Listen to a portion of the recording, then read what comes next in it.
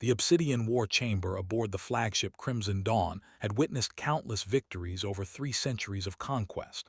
Supreme Commander X had stood in this very room when he ordered the burning of the. He had celebrated here when the proud fleet surrendered without firing a single shot. The walls themselves seemed to pulse with the memory of triumph, and yet on this particular day, the massive warlord felt something he had not experienced since his youth. He felt confused. The holographic display before him showed a small blue and green world that the humans called New Montana. It was a farming colony, barely worth noticing on any strategic map. The planet had no military installations, no orbital defense platforms, and no standing army to speak of. X had sent 15,000 of his finest shock troops to secure the world as a forward operating base for the eventual conquest of Earth itself. He had expected the mission to take perhaps 6 hours. That had been 3 days ago. Intelligence officer or stood at attention near the display, his 4 eyes fixed on the floor. He had delivered bad news to Supreme Commander before, but never anything like this. The younger officer kept his voice steady as he began his report, though his hands trembled slightly behind his back where no one could see them. Supreme Commander, I must inform you that the invasion force has retreated to orbit. All 15,000 warriors have returned to their transport ships and are awaiting further orders. X said nothing for a long moment. His massive frame remained perfectly still, but the air in the chamber seemed to grow heavier. When he finally spoke, his voice was dangerously quiet. Retreated. Yes, Supreme Commander. 15,000 warriors, each one trained from birth in the arts of conquest, each one equipped with weapons capable of leveling cities, retreated from a farming colony. That is correct, Supreme Commander. X turned slowly and felt the weight of those 4 burning eyes upon him. The Supreme Commander had killed subordinates for far lesser failures. He had once executed an entire command staff because their fleet arrived 2 hours late to a battle. The younger officer prepared himself for whatever punishment awaited. Tell me why. Or swallowed hard and pulled up additional data on the holographic display. The image shifted to show a small settlement on the northern continent of New Montana. The humans had given it the simple name of Riverside, and it appeared to be nothing more than a collection of agricultural buildings, residential homes, and what the humans called schools. Our forces landed at this location approximately 72 hours ago. The initial assault proceeded according to standard protocols. Strike teams secured the perimeter while heavy weapons units established firing positions. There was no resistance from the local population. Then what happened? X demanded, or hesitated before continuing. Supreme Commander, I need to show you the combat recordings. I do not believe any verbal explanation would adequately convey what occurred. The display changed again, and suddenly the war chamber was filled with the recorded sights and sounds of the invasion. Descended through the atmosphere of New Montana, their engines screaming as they approached the settlement of Riverside. Warriors in full battle armor poured out of the vessels the moment they touched down, spreading across the town with practiced efficiency. The humans in Riverside did exactly what X expected them to do. They ran. They hid in their homes. They gathered their families and fled toward whatever safety they could find. This was the natural response of any conquered species when faced with might. And then something unexpected appeared on the recording. A group of transport vehicles approached the landing zone from the east. They were not military craft. They carried no weapons. They were painted in bright colors that seemed almost absurd in the context of an alien invasion. As the vehicles landed and their doors opened, X leaned forward with genuine curiosity. Small humans emerged from the transports. Very small humans. They were perhaps a quarter of the size of adult humans, and they moved with a chaotic energy that any tactical analysis. There were dozens of them, accompanied by a handful of adult humans who seemed to be trying desperately to maintain some kind of order. "What am I looking at?" X asked.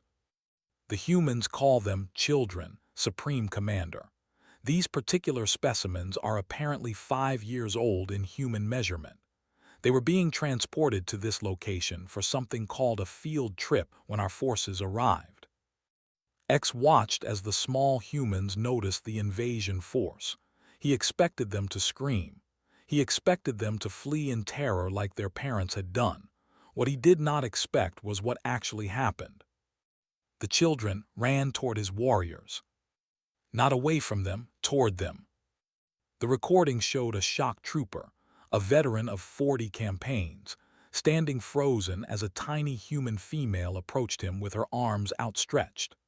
The child was saying something, and the audio systems translated her words for the war chamber to hear. "Wow, you are so tall. Are you a robot or an alien? I think you are an alien because robots do not have eyes like that. You have 4 eyes. That is so cool. Can you see more things than me? I only have 2 eyes, but my mom says I see everything anyway because I never miss when my brother takes my toys." The warrior did not respond. He did not move. He simply stood there as the child continued her relentless barrage of questions and observations.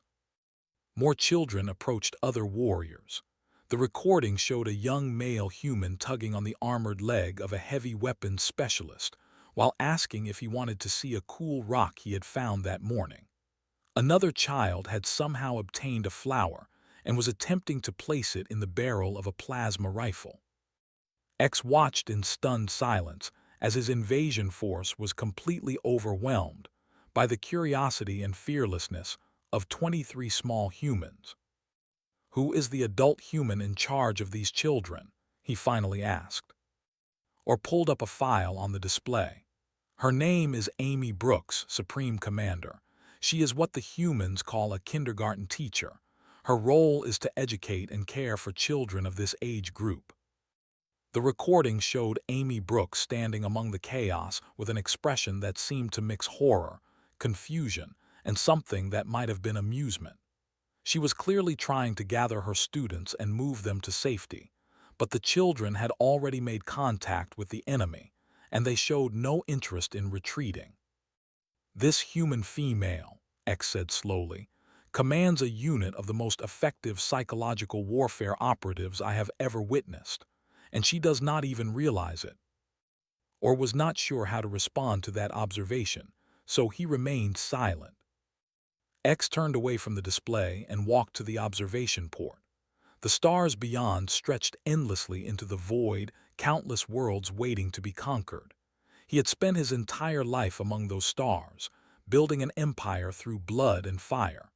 And now, he was being challenged by creatures who barely reached his knee and wanted to show him cool rocks. "Continue the recording," he ordered.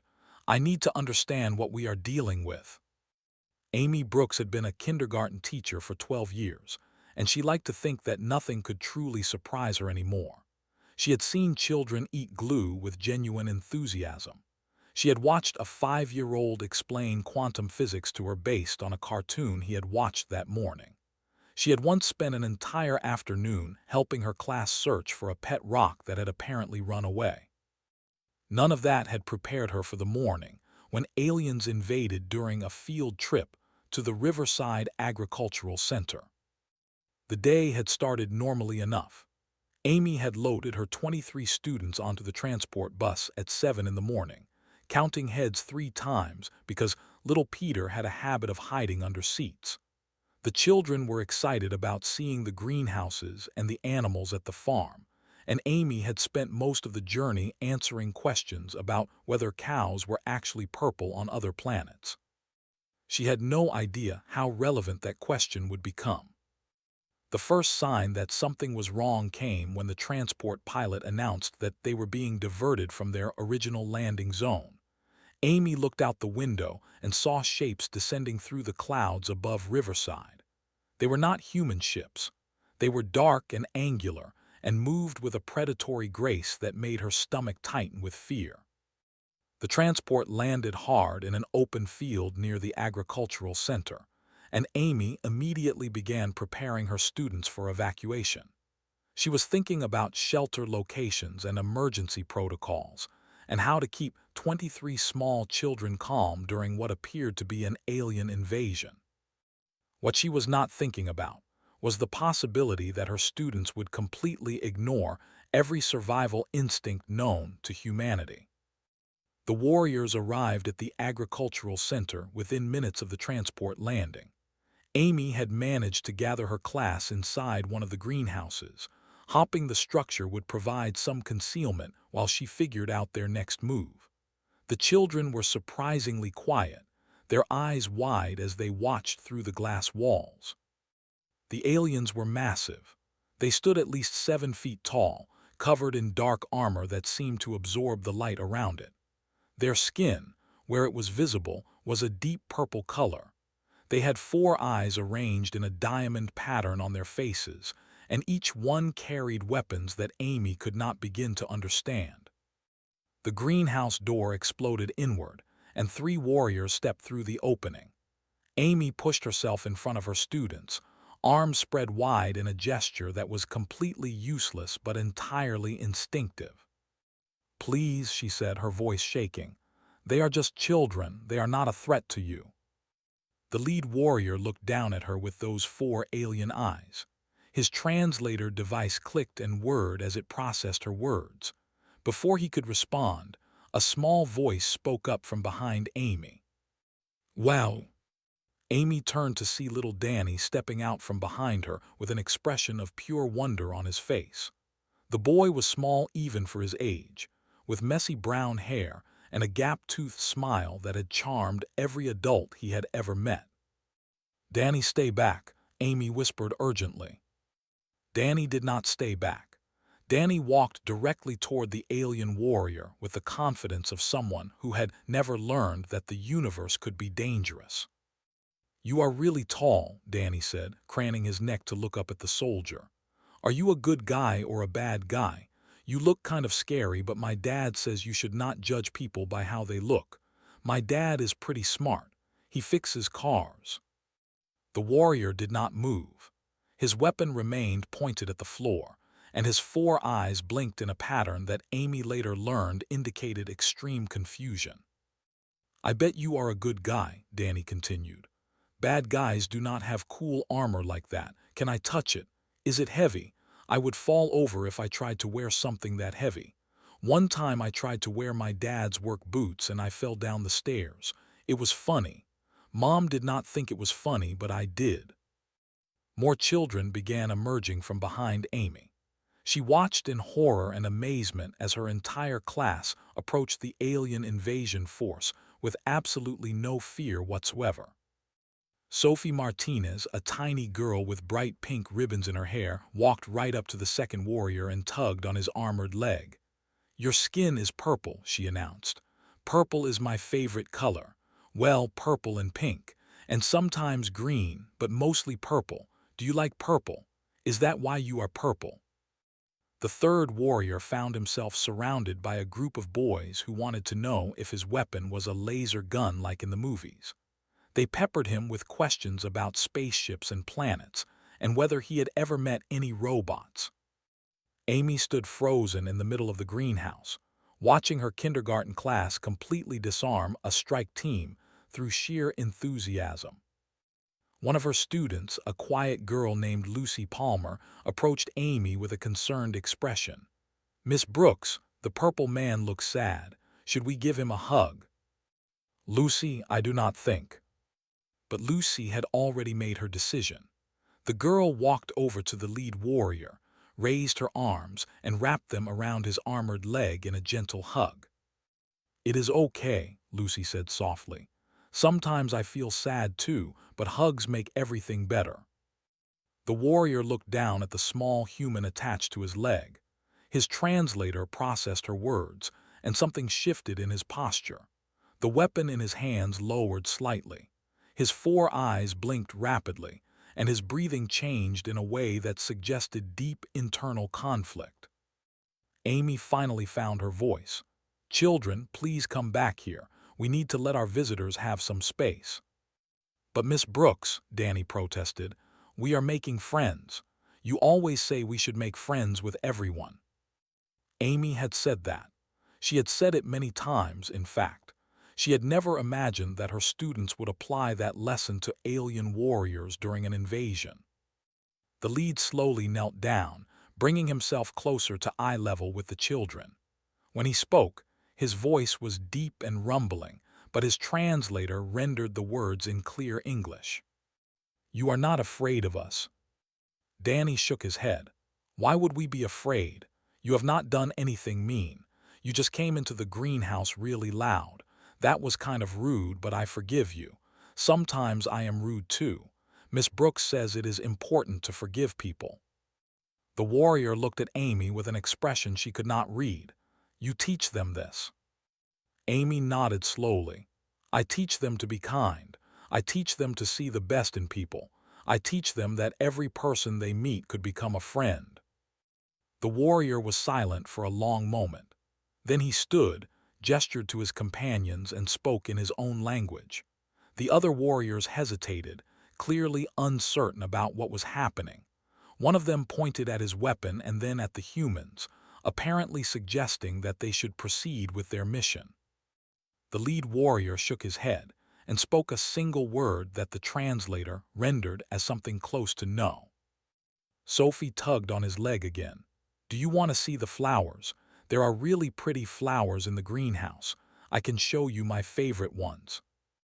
The most feared shock trooper in the invasion force looked down at the tiny human girl offering to show him flowers, and he made a choice that would change the course of galactic history.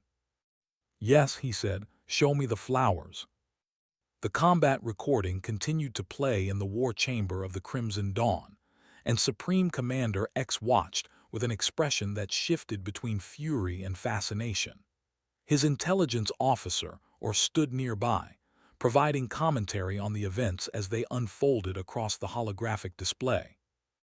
After the initial contact in the greenhouse, the situation deteriorated rapidly from a tactical perspective, explained. Strike Team 7 reported that the small humans had begun teaching their warriors something called Duck Duck Goose. Strike Team 12 was completely immobilized when the children decided it was nap time and simply lay down on the ground around them. X said nothing.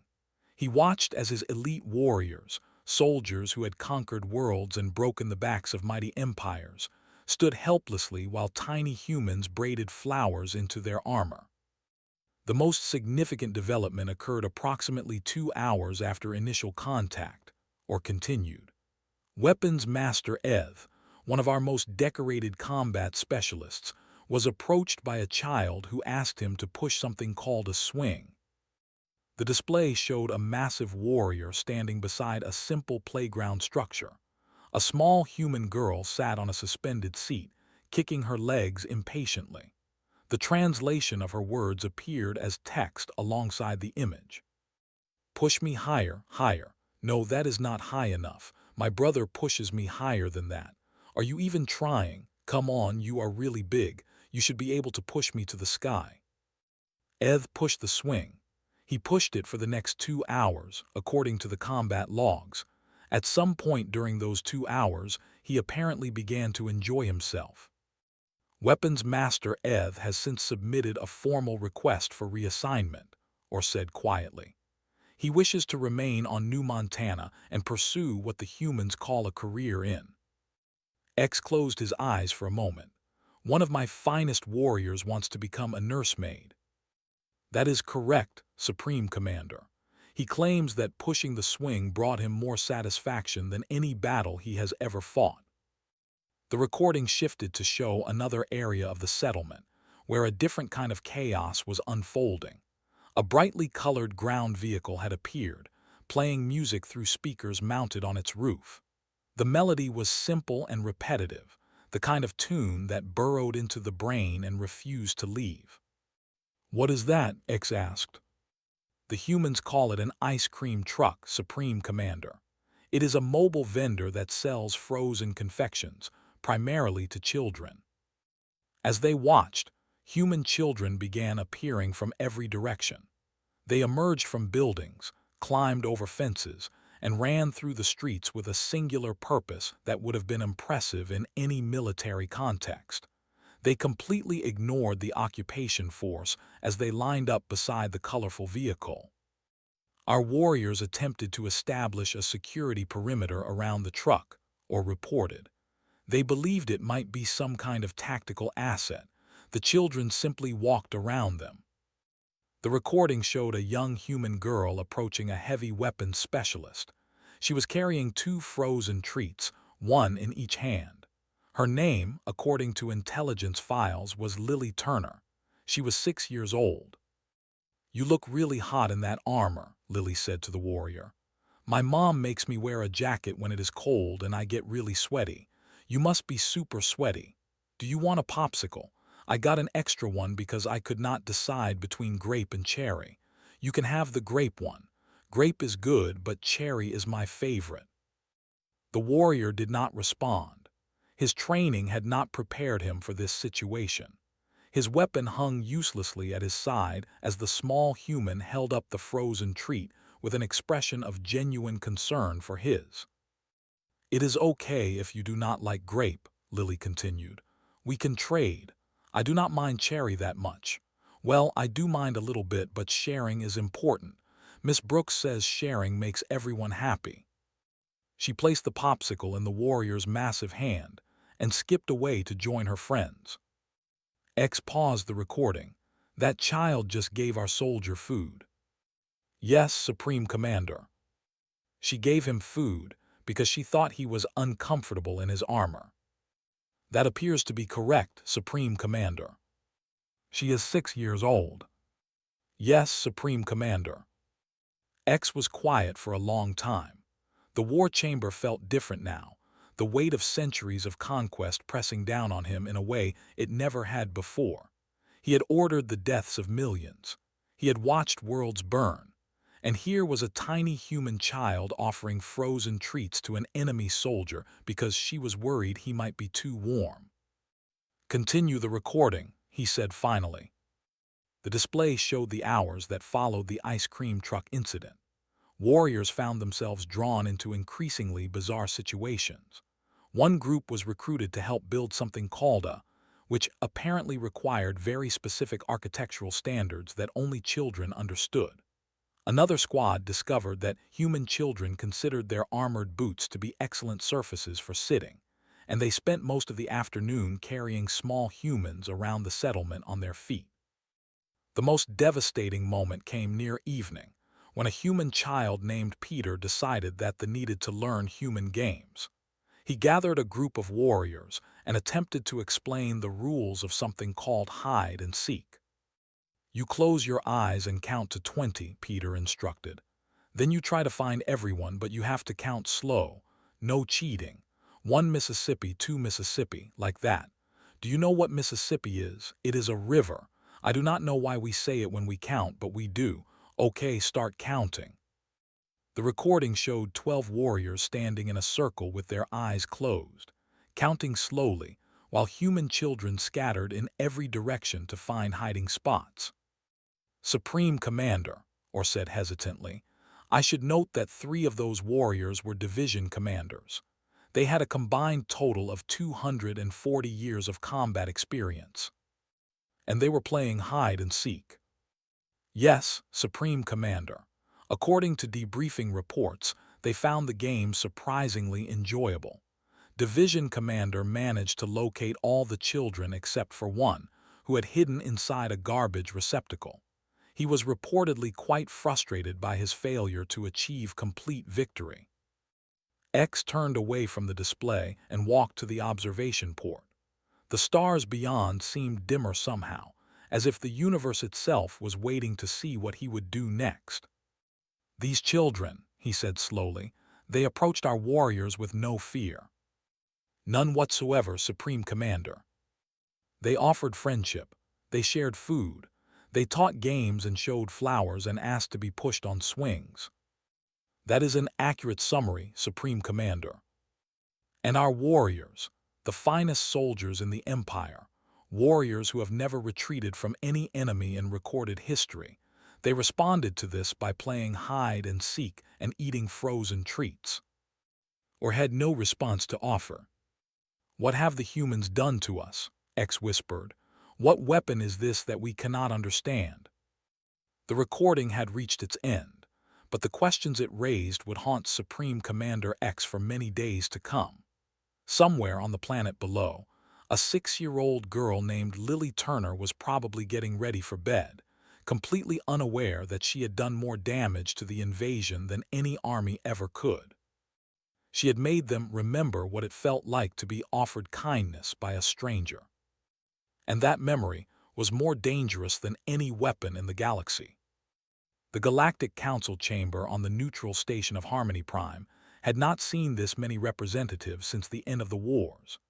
Ambassadors from 37 different species filled the curved rows of seats, their attention focused on the small raised platform at the center of the room. Standing on that platform, feeling very much out of place in her simple teaching clothes, was Amy Brooks. She had been brought here by a human diplomatic vessel 3 days after the retreat from New Montana. The council had demanded an explanation for what had happened, and somehow Amy had been identified as the key witness to the events. She suspected this had something to do with the footage of her kindergarten class that had spread across the galactic network. Ambassador of the spoke first. His species had been conquered by the 2 centuries ago, and they had spent those long years as vassals of the Empire. The news that an invasion force had retreated from a single human settlement had spread through space like wildfire. "Human Brooks," the ambassador said, his voice filtered through a translator device that gave it a strange metallic quality. "Please explain to this council how 23 of your youngest and smallest members managed to halt an invasion by the most powerful military force in the known galaxy." Amy took a deep breath. She had never spoken to an audience like this before. The closest experience she had was parent-teacher conferences, and those were stressful enough. "Ambassador, I am not sure I can explain it in military terms. I am a kindergarten teacher. I teach children how to read and write and share their toys with each other." "And yet your children approached armed warriors without fear," another ambassador interjected. This one was from a species Amy did not recognize, tall and thin with skin that shifted colors as it spoke.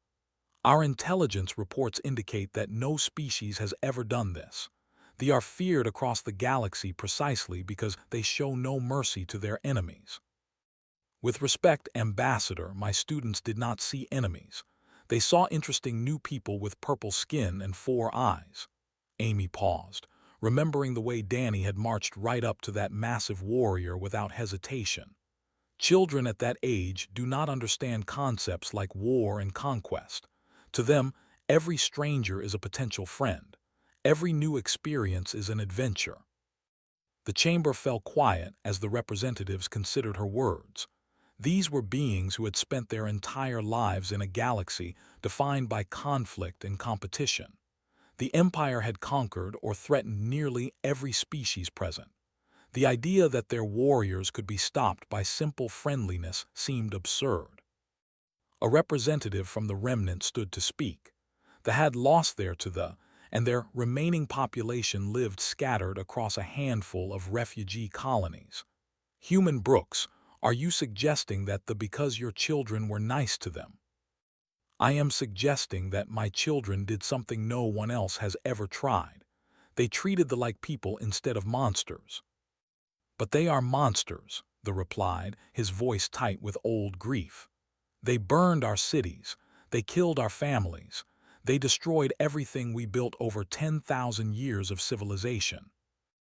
Amy nodded slowly. "I understand your pain, Ambassador. I cannot imagine what your people have suffered, but I watched something happen in that greenhouse, and I need to tell you about it." She stepped forward on the platform, her voice growing stronger as she spoke. "When my students approached those warriors, they did not see conquerors or killers. They saw tall people with interesting faces and cool armor. Sophie Martinez told one of them that purple was her favorite color. Danny asked if he was a good guy or a bad guy. Lucy Palmer gave one of them a hug because she thought he looked sad. The chamber remained silent, every translator device working to render her words into dozens of different languages. "And do you know what happened?" Amy continued. "Those warriors, those terrifying monsters who have conquered half the galaxy, they did not know what to do. They had been trained for every kind of combat.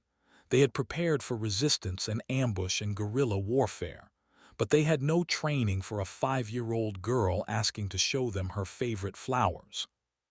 Ambassador leaned forward in his seat. "What are you saying, Human Brooks?" "I am saying that my children forced those warriors to make a choice. When a child offers you friendship with complete trust and innocence, you have to decide what kind of person you want to be. You can reject that trust and prove yourself to be exactly the monster everyone believes you are. Or you can accept it and discover that maybe there is something inside you that is not a monster at all."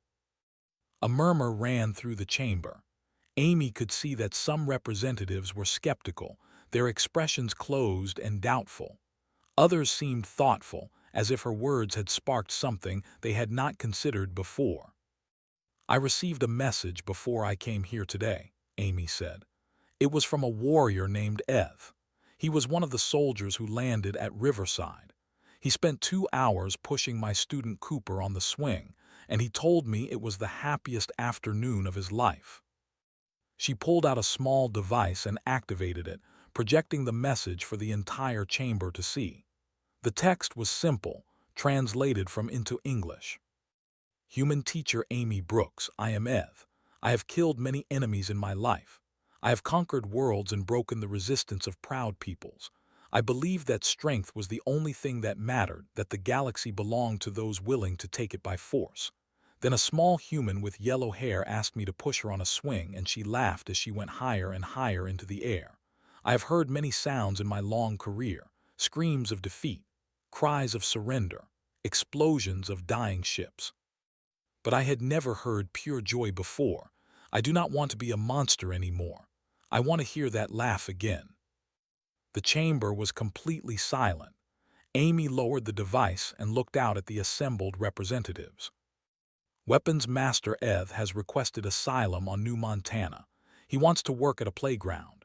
He wants to spend the rest of his life pushing children on swings and teaching them to count in his language." She paused, letting the words sink in. "The most feared warriors in the galaxy are not retreating because they are afraid of humans.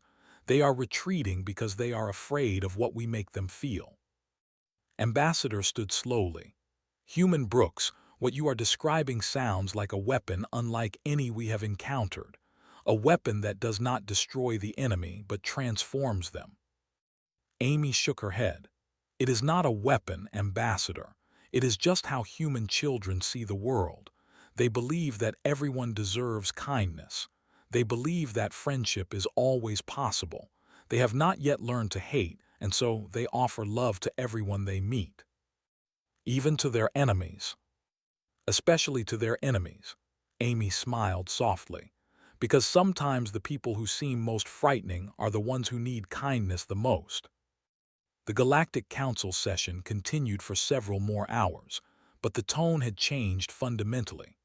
Representatives who had spent their careers preparing for war found themselves discussing something they had never considered before. Perhaps the greatest threat to the Empire was not a rival fleet or a powerful weapon. Perhaps it was a kindergarten class on a farming colony who did not understand that they were supposed to be afraid. And perhaps, in a galaxy that had known nothing but conflict for, that was exactly the kind of threat the universe needed. Supreme Commander X stood alone on the observation deck of the Crimson Dawn, watching the planet of New Montana rotate slowly beneath his fleet. 300 warships hung in orbit around that small blue and green world, carrying enough firepower to reduce its surface to molten glass within an hour. He had given similar orders before. He had watched entire civilizations vanish beneath the weapons of his fleet without feeling anything more than professional satisfaction. But he could not give that order now. The door behind him opened. An intelligence officer entered the observation deck. The younger moved quietly, uncertain of his commander's mood. X had been standing here for nearly 6 hours, watching the planet below and saying nothing. Supreme Commander, the War Council has assembled in the main chamber. They are awaiting your orders regarding the new Montana operation. X did not turn from the viewport. Do you know what I have been thinking about, or? No, Supreme Commander. I have been thinking about a human child named Lily Turner. Our intelligence files say she is 6 years old. She lives in the settlement called Riverside with her parents and her younger brother. She wants to be a veterinarian when she grows up because she likes helping animals feel better. Or remained silent. He had learned over many years of service that Supreme Commander X sometimes needed to speak his thoughts aloud, and the best response was simply to listen. This child, X continued, approached one of my heavy weapons specialists during the invasion. She gave him a frozen treat because she was worried he might be uncomfortable in his armor. She did not know that Warrior had personally killed over 8,000 sentient beings during his career. She did not know that he had burned cities and executed prisoners and committed acts that would haunt any normal conscience. She only knew that he looked hot and she had an extra popsicle. He turned finally to face Or. The younger officer was startled by what he saw in his commander's 4 eyes.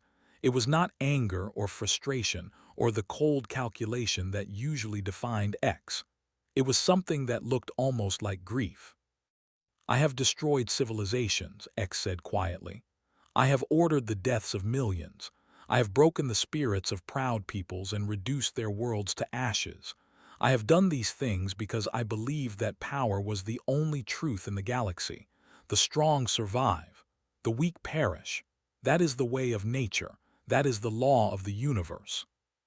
He walked toward the viewport again, his massive frame silhouetted against the stars beyond.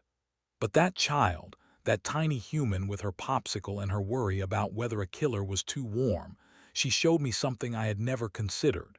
She showed me that strength is not the only truth. There is also kindness. There is also trust.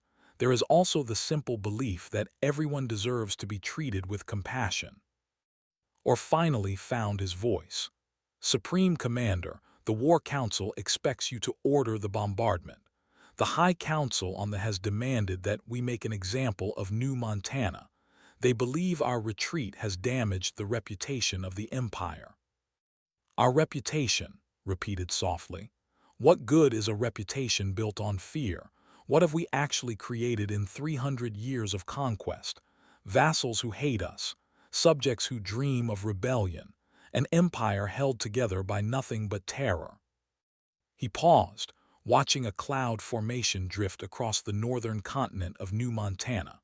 Somewhere beneath that cloud, a kindergarten class was probably having their morning lessons.